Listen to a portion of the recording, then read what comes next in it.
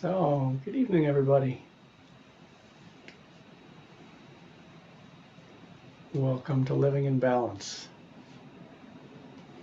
or imbalance as the case may sometimes be. Last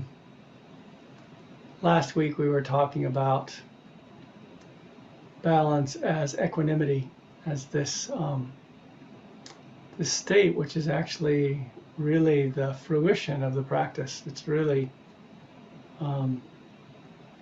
where it all leads.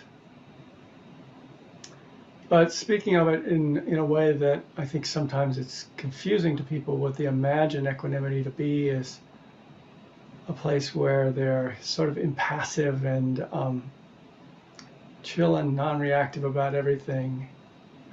And what I wanted to emphasize last week, and I'll continue on that line this week, is that it's a very energized state, equanimity. It includes calm, of course, and non-reactivity, but it also includes energy. So I spoke a little about energy in the meditation tonight, because I want to really infuse your understanding of equanimity with energy, and that it arises out of a balance of calm and energy.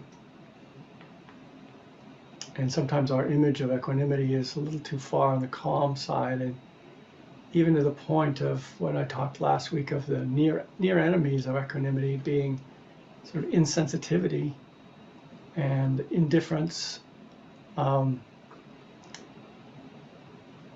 feeling much at all, a state of non-feeling. Whereas equanimity is a real feeling. It's a real emotion. We may not think about it that way, that it's an emotion, but it is. It's the emotion of a balanced and awake mind. And it has its own flavor. So I'll talk a little more tonight about energy.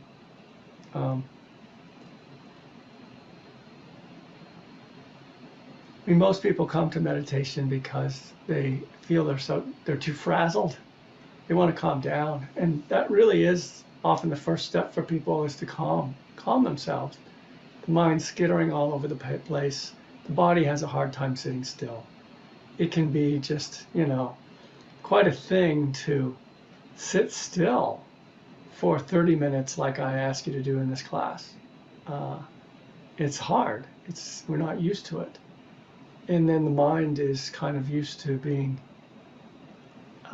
busy and thinking, and it's maybe bouncing all over the place. So we work initially on calm, and the breath is a very calming thing.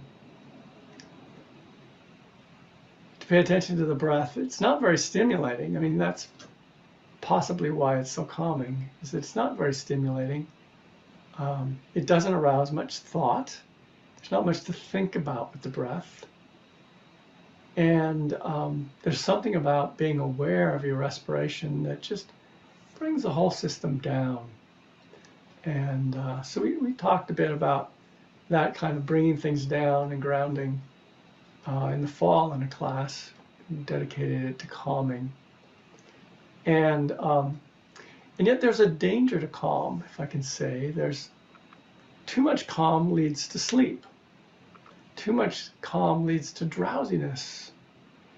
So if we were just calming ourselves down, we can easily kind of, calm ourselves down to the point where we kind of like slip below the level of being able to maintain our awareness. And so some states of calm are kind of a stupefied state. They're not really very present. A little zombie-like. So calm needs this other thing, energy. So a calm and energized mind. So we add things into the meditation which are energizing. It's part of why I like doing the body scan with every meditation. I find it, to just go boom from a busy day to sitting down, especially in the evening, I would tend to just my energy would just drop. And I would associate meditation with getting sleepy. And it might be nice to just sit there and zone out, but that's not really what we're doing. So I find as a transitional kind of thing to sit down, to spend a little bit of time with the breath to calm, and then go through the body scan. There's a lot to notice, and that is energizing. Investigating, noticing, those are active words, and those are energizing. So we go down through the body, each part of the body, there are things to notice. As you kind of calm down, the mind is less busy, you notice more, and the body comes alive with feeling. There's a lot of feeling to be felt. There's a lot to be known there. And so I find that allows you to reach a certain state of calm, but also be present and not like have your energy sink so far that you fall asleep or, That being said, I know there's some people who fall asleep in this class anyway, and I don't blame you. It's the end of the day. I don't know that this would be my choice to meditate at 7 o'clock at night if I weren't leading the class, just because I know this isn't the best time for my energy. And the only thing that really makes it work for me is I'm the teacher. And so there's a kind of a, by guiding you through the meditation and being the one who's on, my energy doesn't drop. I actually have really nice meditations when I'm leading them. But this time of day is deadly to many people. After dinner, in the evening, you've worked a hard day. It's very easy to get sleepy. So it's helpful to have something that's bringing the energy up a little, where you're actually noticing. And then when it comes to breathing, it's helpful if you are aiming your attention at a few things in the breath. It gives the mind something to do. It gives the doer something to do, if you want to put it that way. It gives a sense of like energy needing to be expended, effort being expended, in a very simple way. Just noticing the very first moment of the in-breath, that very sensation. Or even, I think this is kind of cool, you can actually feel almost like a wave kind of rising before the breath begins. There's something that calls for the breath in the body. There's an actual feeling of the breath being called for. And I experience it as kind of like a wave rising. And you catch that wave and the breath begins and it comes up. And then the other point that I find helpful is to notice right at the very end of the out-breath, there's this sort of subsiding into stillness. And that subsiding into stillness has enough kind of interest in it that the mind doesn't get dull, right? The energy doesn't drop. So, in our meditations, we add these things which are about attention and learning, in a sense, that wake us up, give us energy. And then I added another one tonight. I had both the 4 parts of the breath, and I added the noticing thoughts dissolve, to give you another thing that you can actually watch moment to moment that might have some interest in it. We're all so attached to our thinking. Goodness, we think we're our thoughts. We think that's who we are, is our thoughts and opinions. We're so attached to them. And so it's easy, because we're so attached to them, to sit down and meditate, and the next thing you know, you're off on one of your favorite thoughts. You're just blah, blah, blah, you're gone. So I find it powerful to kind of turn that attention onto thinking itself as a process, not as a content, but as a process. And in most times in meditation, you don't necessarily notice the thought arising. You can at a certain point when your concentration is strong. You can actually even feel a thought wanting to come out of its cave.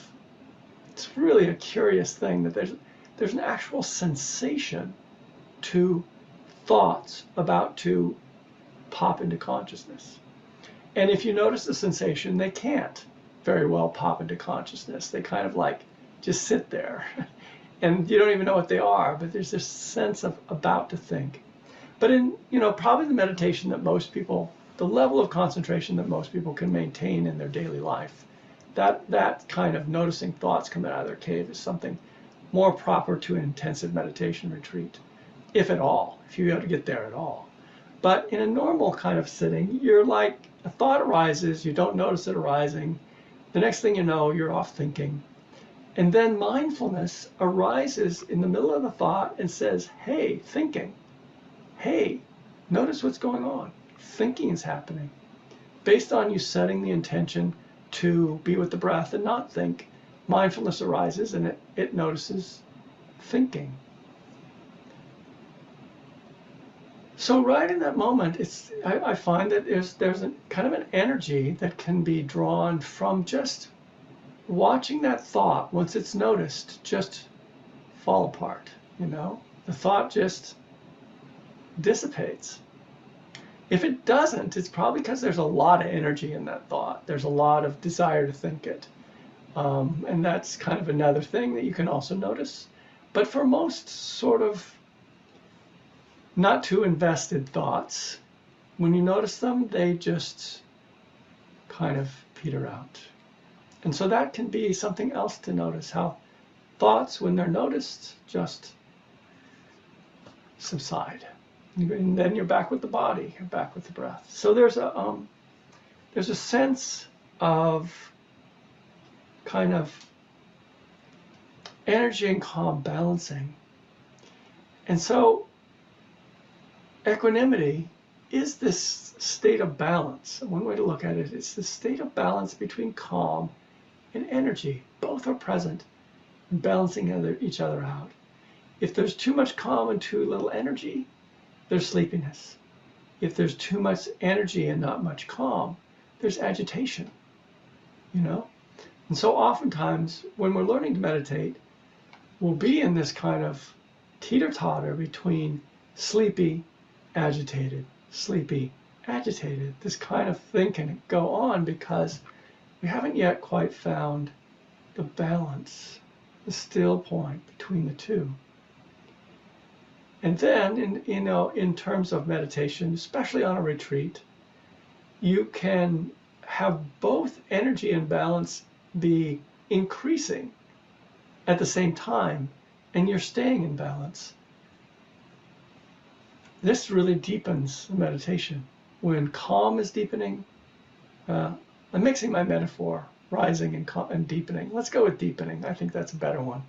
So calm deepens, energy deepens, and you begin to see more and more of your experience. There's a heightened sense of presence and aliveness in the presence that goes with this place of equanimity. An alive, engaged presence that's learning from its experience and is right there.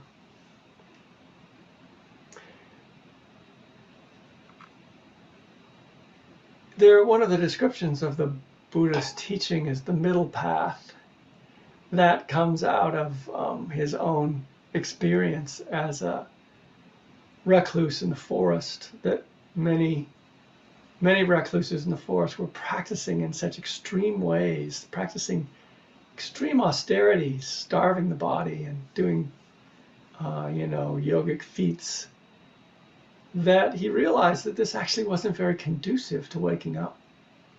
So he said his teaching was a middle path between sort of overexertion and underexertion, or laziness, just not doing anything about your state of mind. Sometimes people were like trying too hard. So he talked about the middle path.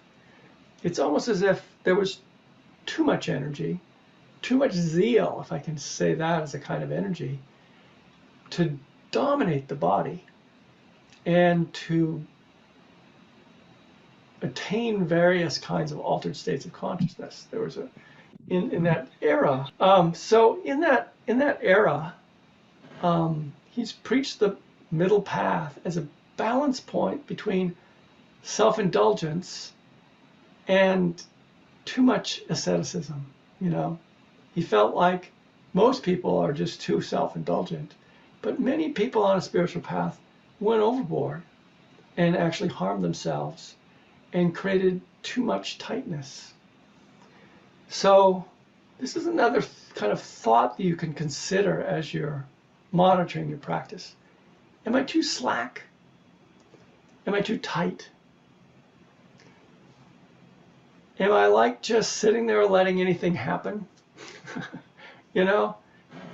And sometimes the instruction can kind of be that way, because I do want to disengage you from the doer enough that you can relax. But there can be a point where you notice that, you know, something's just too slack. Tighten up a little bit. Sometimes it's too tight. You know, that happens when people, say, are judging themselves in the meditation, and they're like, oh, my mind just wandered, you know, and there's this kind of a reactivity to the mind wandering, and you gotta like grab it and put it on the breath, and you're really trying to hold it on the breath, and you know, it goes anyway, and that frustrates you, and you're bringing it back, and you're holding it on the breath. That would be an example of being too tight in your practice. There's a lot of zeal to make it work, but it's not very skillful. It's actually creating agitation. And these kind of overexerted states create agitation. Underexertion states create kind of sleepiness and lethargy, sloth and torpor. So the balance, meditation is from the beginning, it's teaching us to balance, find the balance place within our energies between calm and a balance of calm and energizing kinds of attention.